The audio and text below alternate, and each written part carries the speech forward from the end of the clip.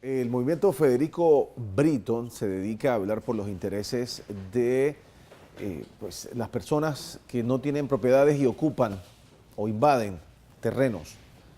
Actualmente están en conversaciones con el gobierno, están en una mesa de diálogo, pero las cosas como que no están saliendo muy bien. Jorge Guzmán forma parte de este movimiento, está con nosotros esta mañana.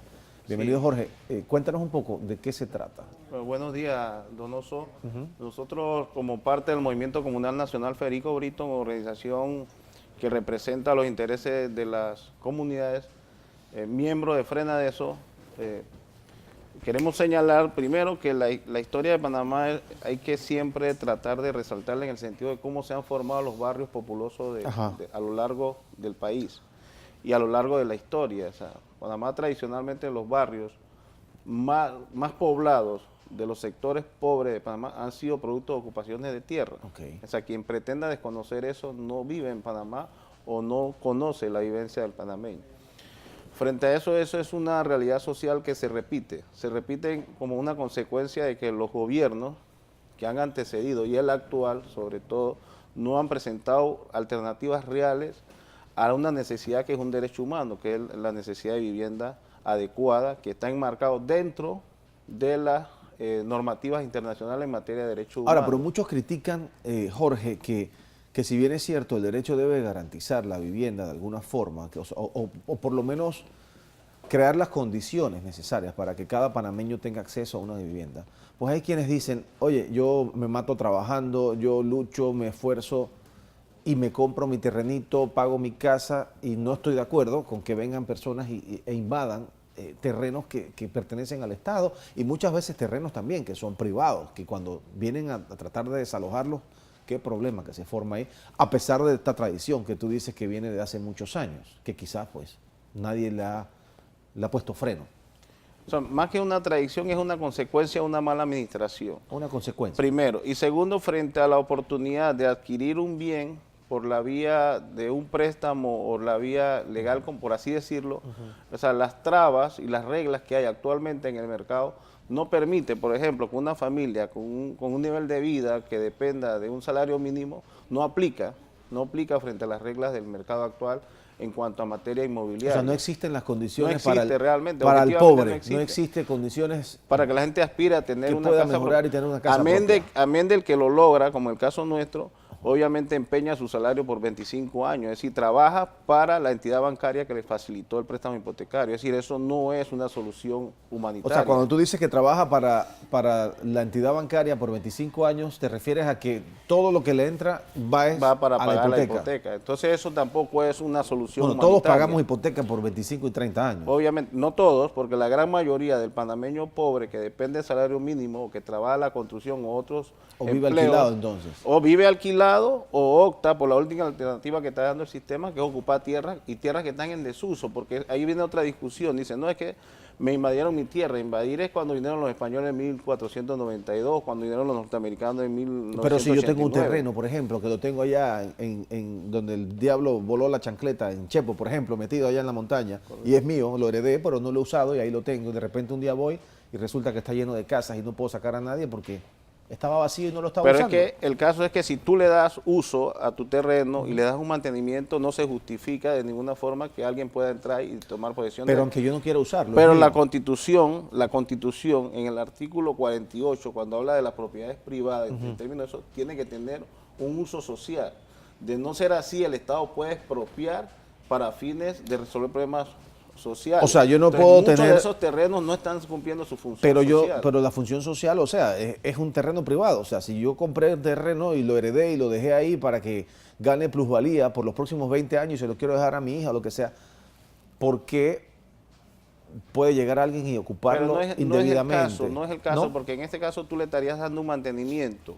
Pero aunque no le dé mantenimiento y se convierta en monte y bosque. Obviamente puede ser objeto de una toma de tierra pacífica y eso en últimas, según la legislación de la propia Constitución y las normativas en materia de derechos humanos, no se convierte en un delito como está siendo tratado. Es decir, la obligación del propietario, según la misma Constitución, es darle un uso social a eso.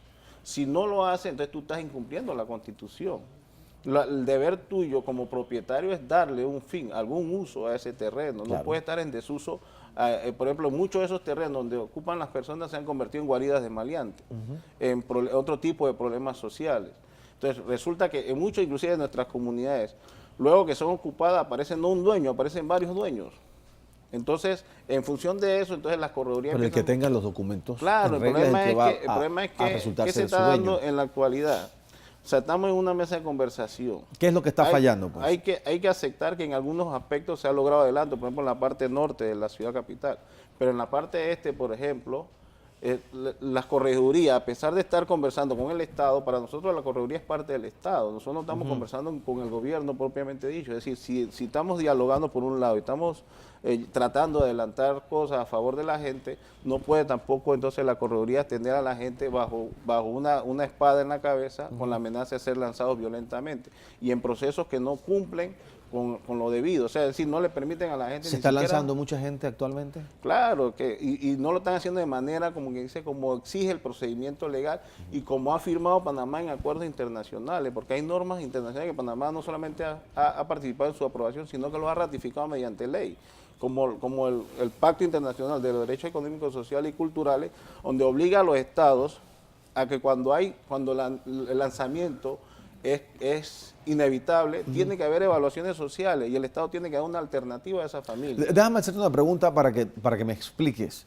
Cuando un proyecto habitacional se desarrolla, las condiciones están dadas en cuanto a los servicios de agua, de alcantarillado muchas veces, o tanques sépticos, luz también, o sea, lo que se necesita para vivir. Correcto. Cuando se trata de terrenos invadidos que no tienen este tipo de condiciones y la gente llega y empieza a construir una casita aquí, otra allá, y no cuentan con estos servicios básicos, ¿qué sucede? ¿Qué pasa ahí? Lo que pasa es que estamos hablando de miles de familias en estas condiciones, que prácticamente lo que el sistema o el Estado o el gobierno que administra el Estado en estos momentos, la única alternativa que le ha dejado es vivir de esa manera, y eso no es vivir, eso es sobrevivir. Pero ¿cómo haces una vez que por eso voy a esa pregunta? Tiene que ingeniársela cómo sobrevive.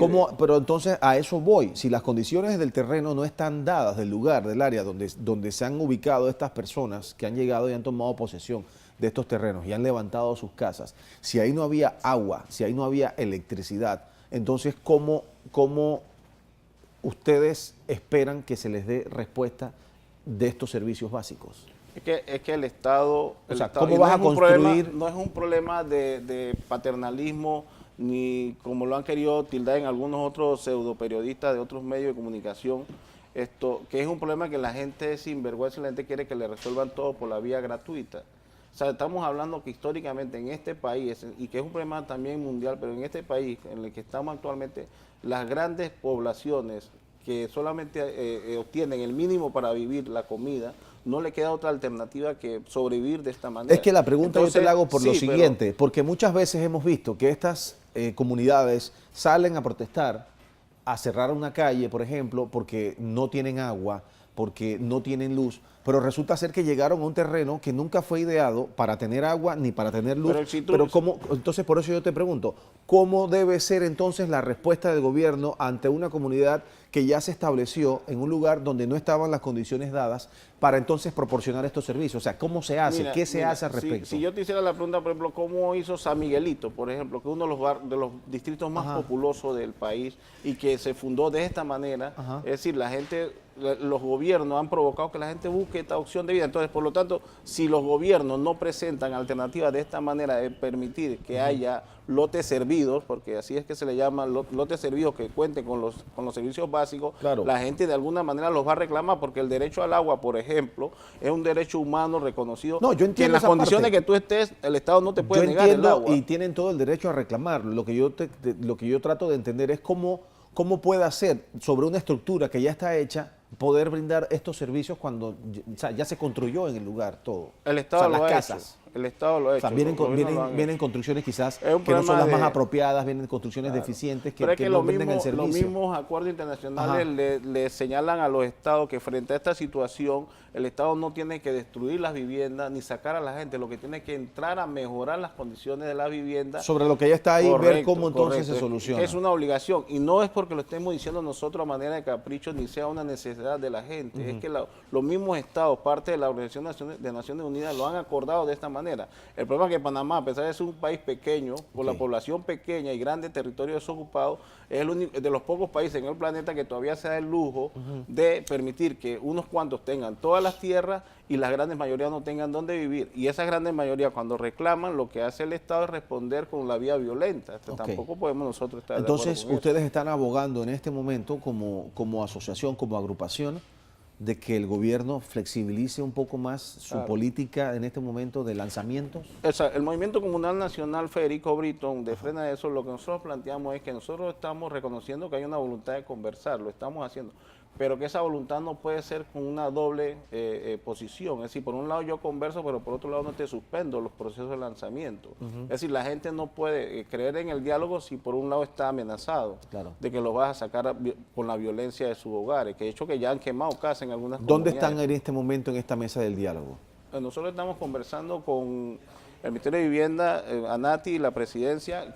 Normalmente se reúne cada 2 meses esa comisión. Entonces, el motivo realmente de tu visita hoy es aquí para presionar un poco para que esto se agilice y para que se tomen medidas no tan drásticas. Que los acuerdos que ahí se llegan, que se cumplan como se han cumplido en algún momento. En este momento nosotros requerimos que se hagan evaluaciones sociales a estas familias, porque nosotros no estamos, nuestra posición no es intransigente en el sentido de que si está aquí la comunidad aquí se debe quedar independientemente de lo que suceda. No, el Estado, inclusive como manda la Constitución y los acuerdos internacionales, el Estado debe hacer una evaluación y un censo de las familias que allí están para ver cuáles son las condiciones reales que tiene la gente y si realmente allí hay una reclamación social que el Estado debe atender. Nosotros no le estamos diciendo es que tú tienes que hacer esto, no, vamos a hacerlo de manera científica, es decir, tú tienes que entrar con tu equipo social a evaluar esas familias, si cumplen o no los requerimientos, si hay condiciones para una negociación en ese terreno, o tú planteas una alternativa de reubicación, o qué me planteas como al Movimiento Comunal Nacional Federico Britton. O sea, nosotros no estamos siendo intransigentes. El problema es que el Estado en estos momentos se ha parado en una posición que ni siquiera quiere hacer las evaluaciones sociales.